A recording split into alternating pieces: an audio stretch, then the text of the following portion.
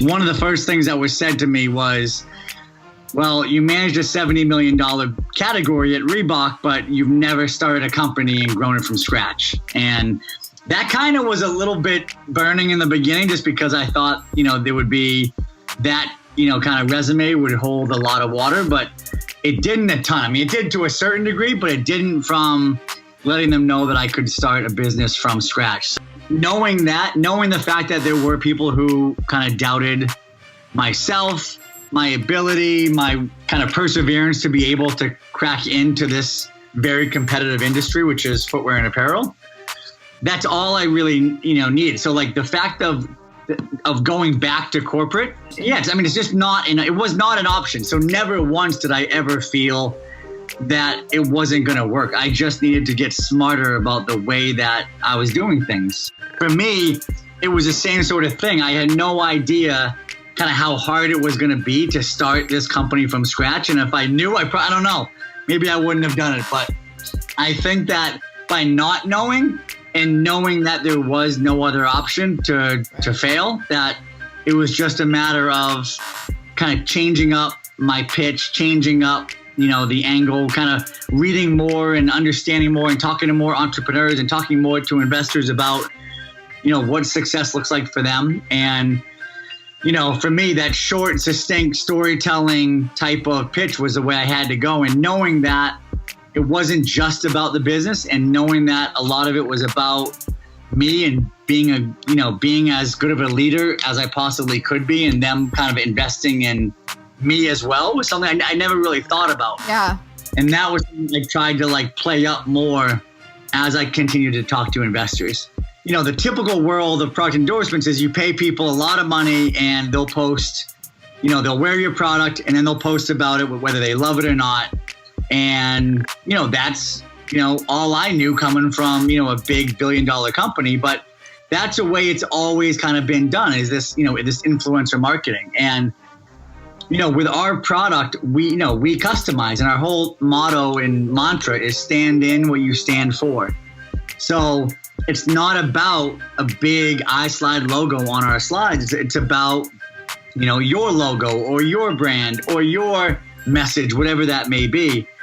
And we found that we were, the people that we were sending, product to, whether they were buying it or not, would be posting on their platforms and wearing it 24/7 because they loved the product. I hope this isn't too cliche or anything like that, but I mean, the mentality of us failing just is not an option. And I think I show that to them about where I am, with my family. And, I left, a nice 6-figure job to be able to start this. And I have a wife and 2 girls, and there is no other way. And I think that when you see that in a person and how they're trying to lead a company, I think that's a very important part of proving to them that that's that's going to be one of the factors in them wanting to kind of trust their money in you. I think for me, of just watching every single episode and finally being on the show and actually not getting a deal, even though I knew it wasn't the right thing for the company and for us.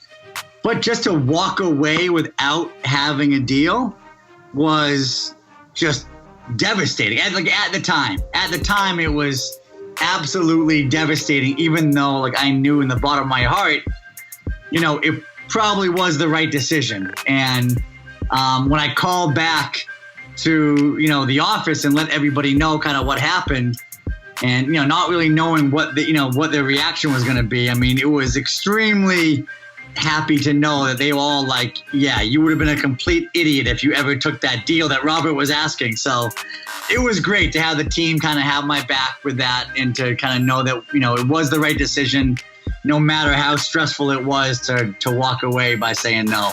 That rejection turned into a crazy positive. And I mean, I knew it was going to, based on the fact of just knowing what happens to companies when they get aired. So for us, that was one of those times where they said no, but I've never been more positive about how the outcome was going to be, because, we just prepared so much with getting us in the right position to know that, when that thing aired in 3 or 6 months, whenever it was going to be, that we were going to be 1,000,000% prepared to capitalize on, the moment of being on national television.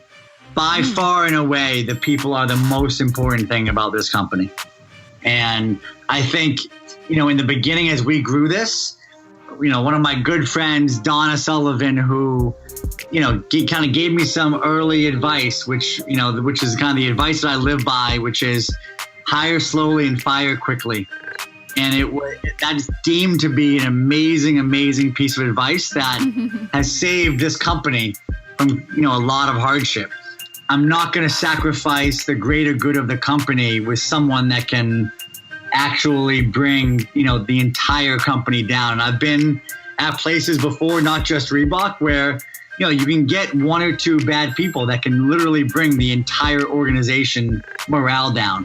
I always knew that I wanted to start my own business. I just never knew what it was, and I never knew when was the right time. And, the biggest advice I would tell myself, which was, where I was at, was do it. I mean, if you know it's time, first of all, it's never going to be a perfect time. Never is going to be the actual perfect time. But when you have that opening and you feel like it is the right time, go forward, don't look back, give everything that you possibly have to it, and make sure that you have the motivation to continue and know that if you have any certainty of a doubt of having it not work, then don't do it.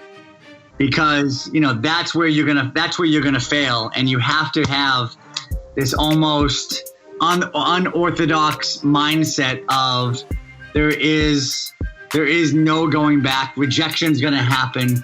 Success will come as long as you stay true to the plan and stay true to yourself.